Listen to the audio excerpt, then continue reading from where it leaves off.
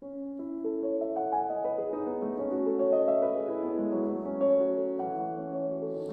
this is Ruby and Myeongshin. Welcome to Did You Know? Historical Figures Edition. Today we're talking about Gabriela Mistral, the poet, right? Yep, I'm excited to dive into her life and her work.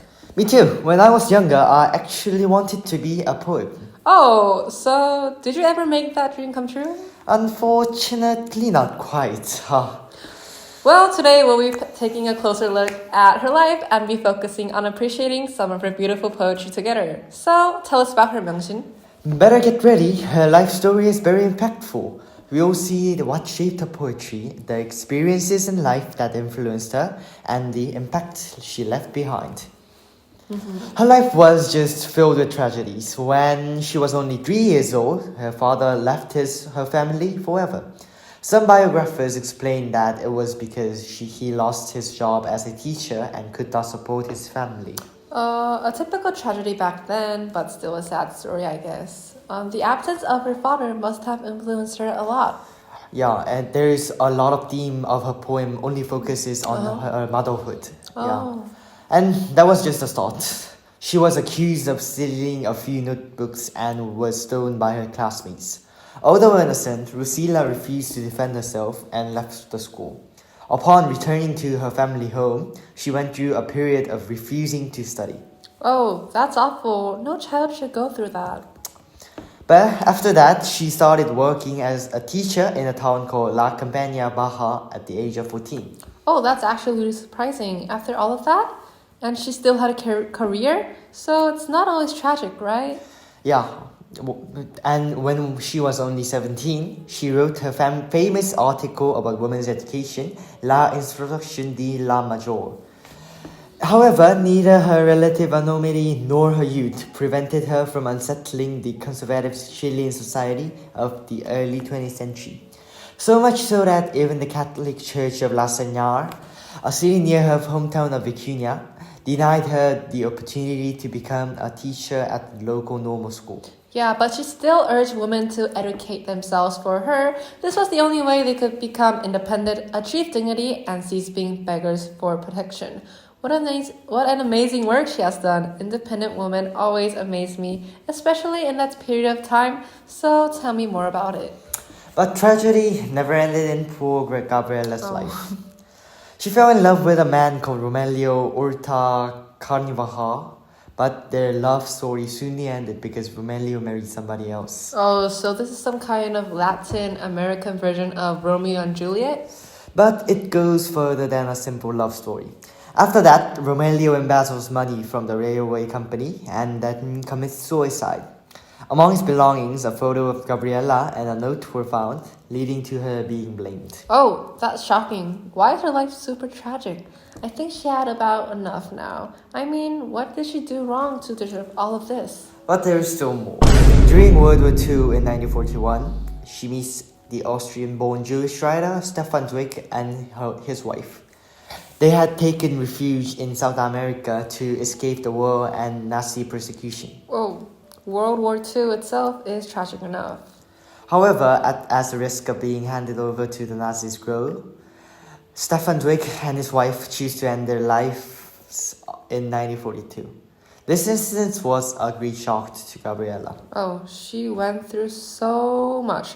All the people nearby her decided to kill themselves. Yeah. It would have been nice if the tragedy ended there, but there is still one more. Nevertheless, in 1943, another tragedy shakes her life once again. Her nephew, Yin Yin, Juan Miguel Godoy Mendoza, took arsenic, which is a toxic, and ended his own life. This was even more shocking for Gabriela because she had adopted him as her own son. So it ends here, right? So what's the point of her tragic life then? Literary critics usually says that her poems were mostly inspired by these tragic incidents, which has themes that mostly covered love, death, and nature. At least she was awarded the Nobel Prize in Literature in 1945 by her poems, so that we can say her tragic life gave her a Nobel Prize, but I can really say that her life was worth it. Yup, definitely not worth it. So, sad stories end here. Let's look through her poems. from now on. Sounds good. Oh, I forgot to add one interesting fact about her. She was actually in love with a woman called Doris Dana until she ended her life. Oh, really? That's very interesting, I think, but also kind of... Most people don't know that. Yeah. They lived together until Gabriela Mistral passed away. They lived, they traveled to Italy. Doris Dana took care of her and gave all of her, belongings. Which is quite interesting. Yeah, interesting. Oh, yeah. Back to the poet. I brought some of Gabriela Mistral's most famous poems, the ones that earned her the Nobel Prize. As you mentioned, her life was filled with a lot of sorrow, losing loved ones, dealing with grief, basically pretty depressing. Exactly. That's why so much of her poetry carries a deep sense of sadness. Yeah, if Radiohead songs were a poetry, they'd probably sound like hers. But let's dive in. What themes do her poems explore? Why don't you break it down for us, Ruby? Actually, scratch that. Read some of them for us. Of course. I'll read the poetry by the end of this analysis. So, taking a deeper dive into one of Gabriela Mistral's most famous poems, Death, Sonnet 1, this is the one who got the Nobel Prize right away. I can feel the sadness from miles from its title. It reminds me of some kind of Beethoven's music. Well, at its core, this poem is about love, loss, and the idea of possession even after death. Gabriela is lamenting about someone she loved, but instead of seeing death as a separation, they see it as a way to keep their loved ones close. That's interesting. I heard that this poem is deeply related to the death of her loved one, Romelio, the railway guy. Yeah.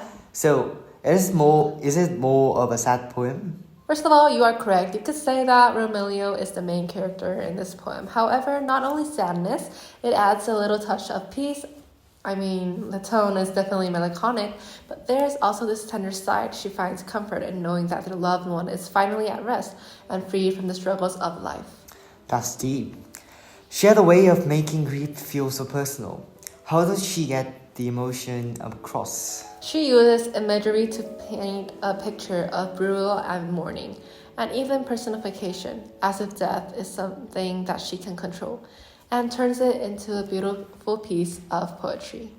So instead of fighting death, the Gabriela embraces the beauty of death after seeing all those. Yeah, exactly. It's not just about loss, but keeping the bond alive.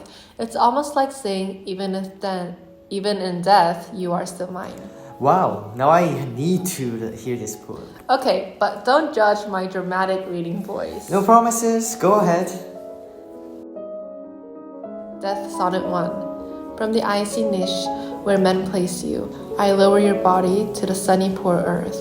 They didn't know I too must sleep in it, and dream on the same pillow. I place you in the sunny ground, with a mother's sweet care for a napping child.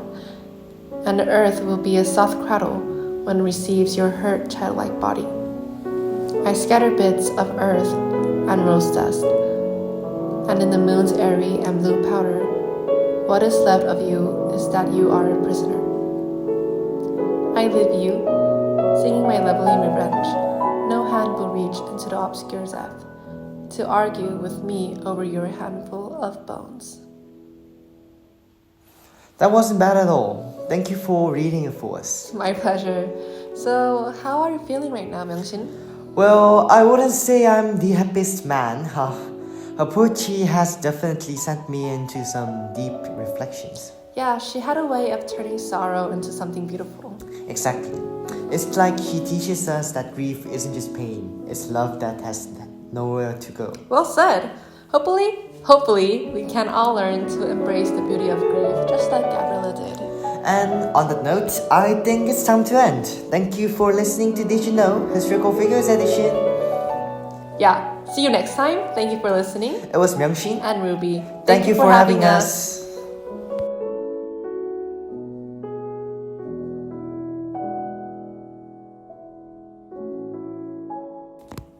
That really sounds British. I didn't know I sound that much British. A bit howling, but it's okay. Yeah, I think we all do. Okay. Yeah. Okay. Restart. 1, 2, 3.